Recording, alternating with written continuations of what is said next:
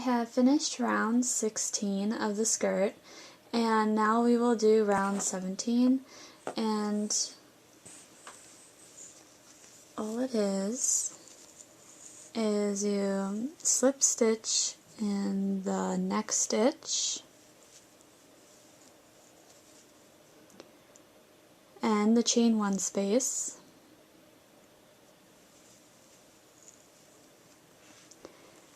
and then you chain 3, complete 2 double crochets,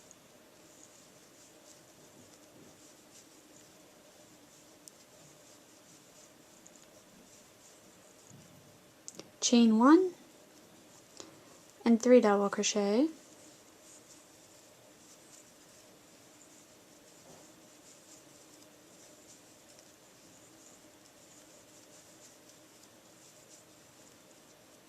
and then you do all those stitches in the same space, and then you complete the 3 double crochet, chain 1, 3 double crochet, and the next chain 1 space.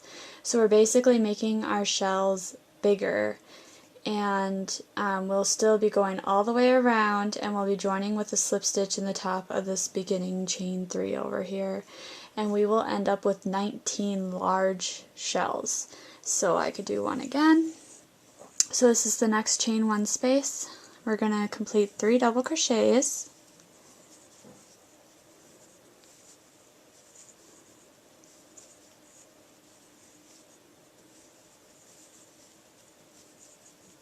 chain 1, and another 3 double crochets all in that same space.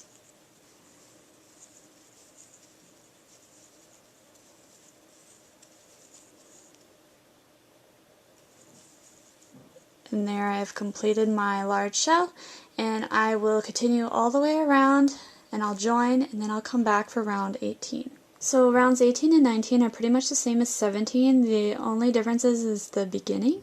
We have to slip stitch in 2 double crochet stitches, and then we slip stitch in the chain 1 space.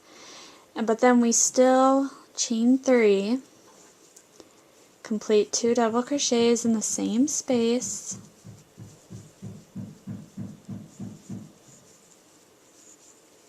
chain 1, and complete 3 double crochets all in the same space. So we're still creating those large shell stitches. So that's one. The next space you're going to complete 3 double crochets,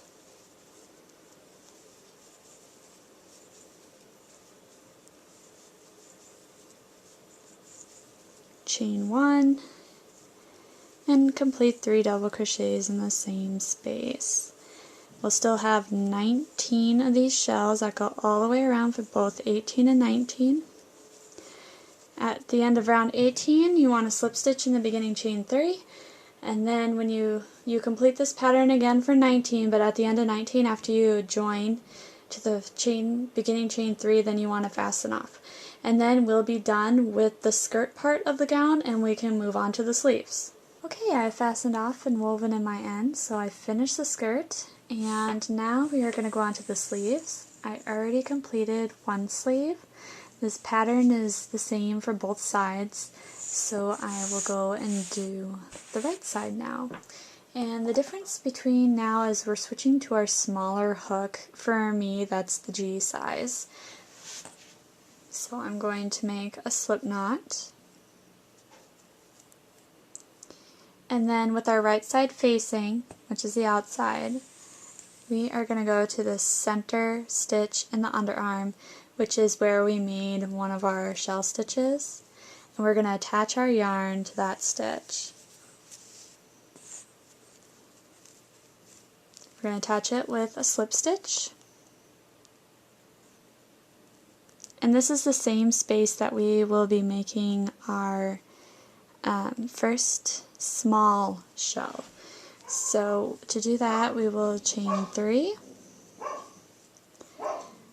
double crochet, chain 1,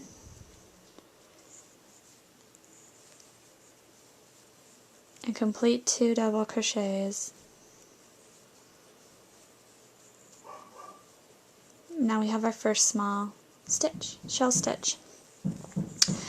The next stitches will be worked in the 26 skipped half double crochets that we did, and those stitches are these along the top here. And what the first small shell would be completed in the first skipped stitch, which is this one right here. So you see we have this chain 4, and then it's like this piece curves. It's that first stitch that there's nothing worked in it. So we'll complete 2 double crochets,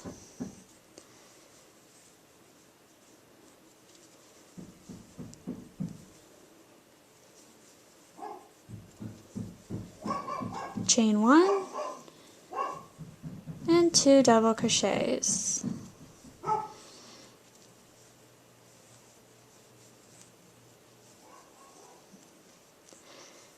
The next part of our pattern is we skip 3 of these next stitches and we work in the 4th stitch, and it's the same thing. We complete 2 double crochets,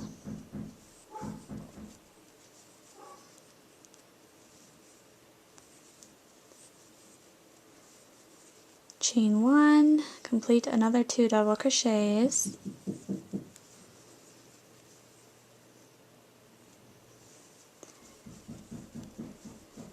and we have another small shell stitch. And we're going to do that the rest of the way around 5 more times. So you skip the next 3 half double crochets and complete those small shell in the 4th one. And I'll get all the way around to the last one and I'll show you where you would be ending on the sleeve. So on our last stitch we actually completed a little ways up from the sleeve, and we have another unworked stitch, and then these 2 are chain stitches, but so we're not completing it like right at the end. So what we do is after we have our small shell done, we just slip stitch to join on top of the first, chain 3, and you should have a total of 8 small shell stitches around the outer edge. And if you hear barking and pounding in the background, they're actually re-siding our house right now. And that's why I haven't been making videos, because it's been really noisy. And Biscuit, she must think like there's this huge, like a house is either going to fall around us, or like the guys are going to break in that are outside pounding. So I'm going to get a video clip and put that on here so that way you guys could see, because I know you guys like to watch Biscuit and like the Minute with Biscuit segment, so I think that's what I'm gonna have to do, is get her, because she is so funny. She goes up to the window and barks and growls on them. But I'll put a link to that in the description below too. But otherwise, if you have gotten this far in the project, we are ready to do rounds 2 and 3. All you need to do is slip stitch in the next double crochet, slip stitch in the chain space, complete 3 chains. This will be starting the round 2. We're going to double crochet, and we're doing this all in this chain 1 space, so kind of like how we did the body of the skirt. We're going to chain 1 and then complete 2 double crochets.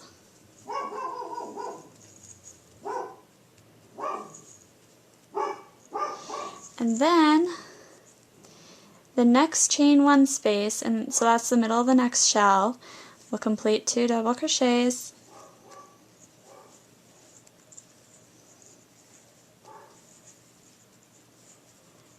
chain 1, complete 2 double crochets, and that's the next small shell stitch. And we'll just do this all the way around in all the middle or chain 1 spaces in the middle of each shell.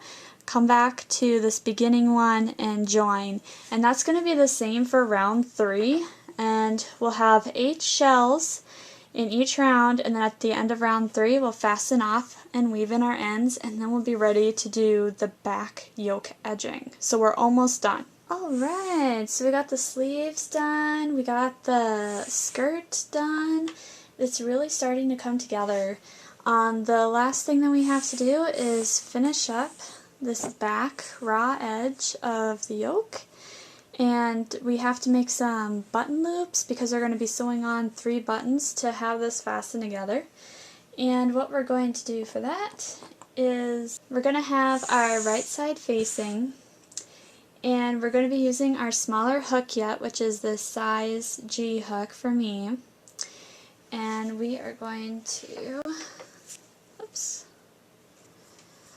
slip stitch, make a slip knot. I'm getting ahead of myself.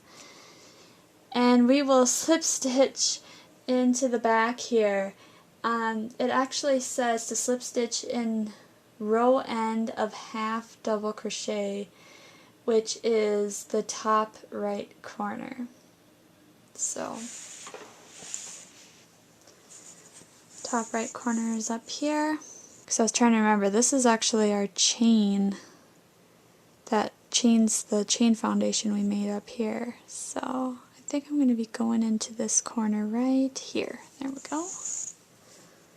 Get my yarn situated, and then we do the slip stitch like so.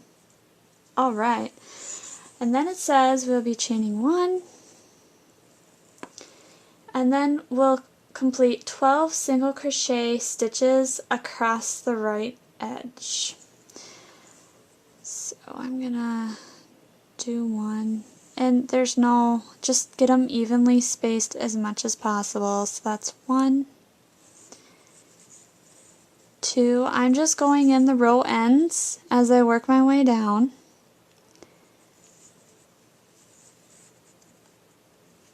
3, 4, 5,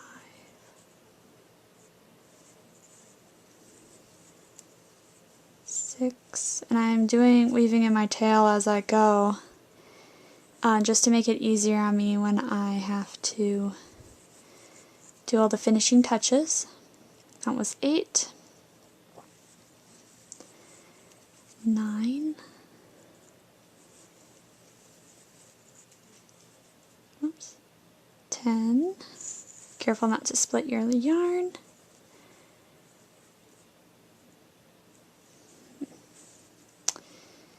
'I'll do 11 here,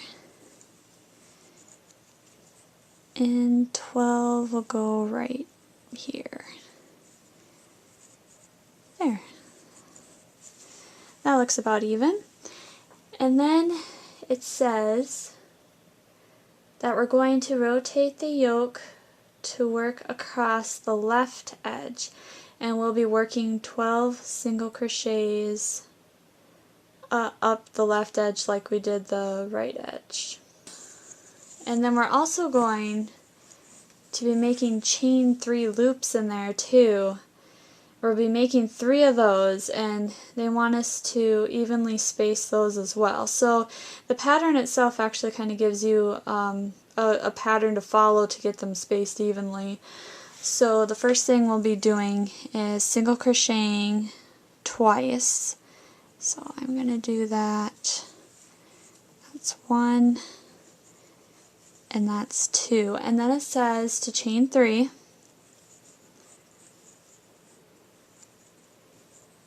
And then we'll work 4 single crochets.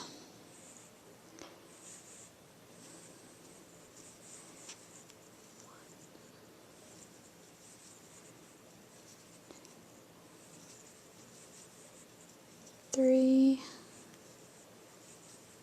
4, then we're going to do another chain 3 loop. So that's our second chain 3 loop, then we work another 4 single crochets.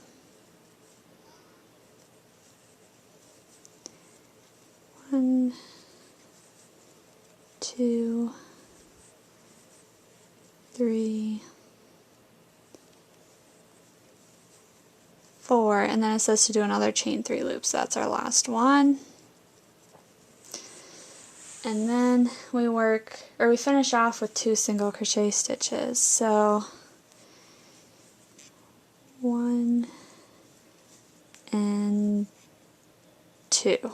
So So I got my 12 single crochets, I got my 3 chain 3 loops, and we ended at the top left corner like we're supposed to, so now we're just going to fasten off. So I just cut my yarn, loop it through, pull it all the way through, and tighten. And that is the back edging of the yoke. So now what we will do is we'll sew the buttons on.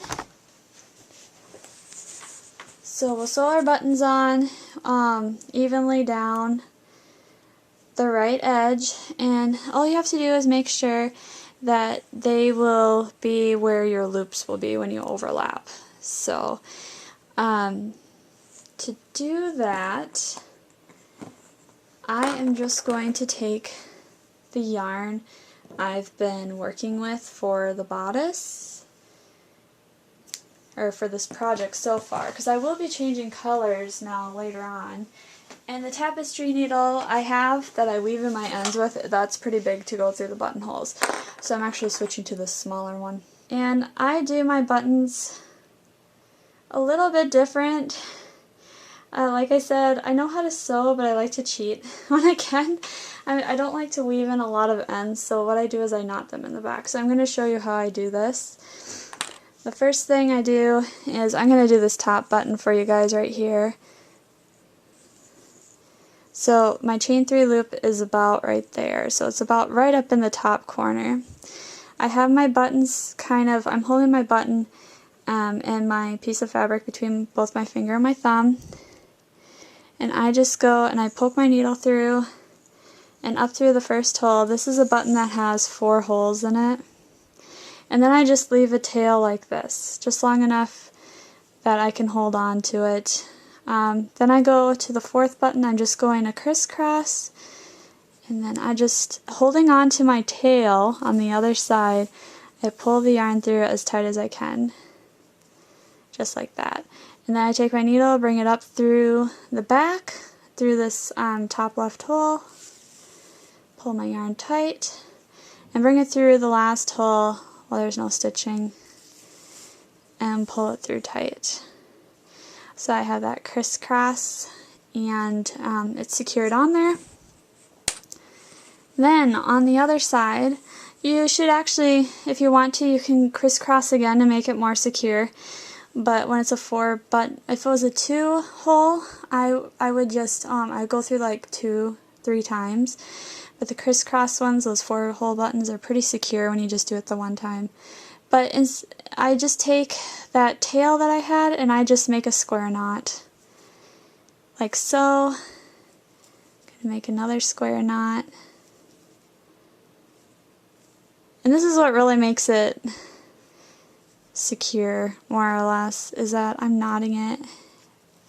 Now you can weave in your ends to make it really nice.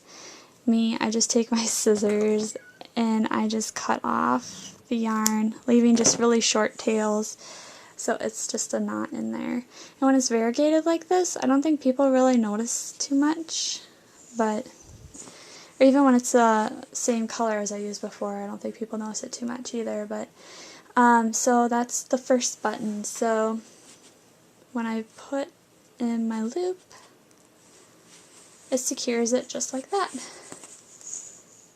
So I'm going to do this with the other 2 buttons, and then we'll try it on the doll, and I'll get these tails woven in and we'll see how it looks. Okay, it's finished. This actually turned out really well. I know you guys can't really see because I'm really zoomed in because I'm on my crafts table right now, but it actually looks really good on her. It comes all the way down to her ankles. It's very soft because I made it out of baby yarn, but it turned out really good. It was actually really quick to make because these shell stitches really went fast actually throughout the skirt part, and it looks really cute. The next thing that we have to do is we have to make her some bed socks so her feet don't freeze, and I actually made one over here. I'm switching yarn. I'm going to the blue one, so make sure you go to my next video so that way you guys know how to make these, because these are really cute and they're really easy to make. And then the next thing after that, after you make the bed socks, part 3, we're going to make the sash so we can actually cinch it around her waist so it looks more fitted, because right now it looks kind of baggy. And then you can make another sash and actually make a headband for her hair so you get the whole matching outfit. So, and if you guys like this craft video, you might like some of my other ones. I had a Walking the Dog for Dolls series not too long ago, and so make sure you guys subscribe to my channel. And then I'm also going to be putting up some more series later on this in the next year, actually the new year, because we're already at the end of November. So, and I think with Christmas and everything, I won't probably, well, we'll see how many videos I can actually make. But please give me a thumbs up if you like this video. Comment below if you guys have any questions or suggestions on what you would like me to see make next. Make sure it's a free pattern though, so we all can have access to it, and so we can all make these items. And also, if you would like to purchase a finished item of anything that I have crafted, make sure you guys check out my Etsy store. It's Melinda's Closet Finds, and I hope you guys just like take some time to browse through there. And you can also give me comments on what you want to see in my store, or any thing like that that you guys have. So, but otherwise, thanks for watching. Bye!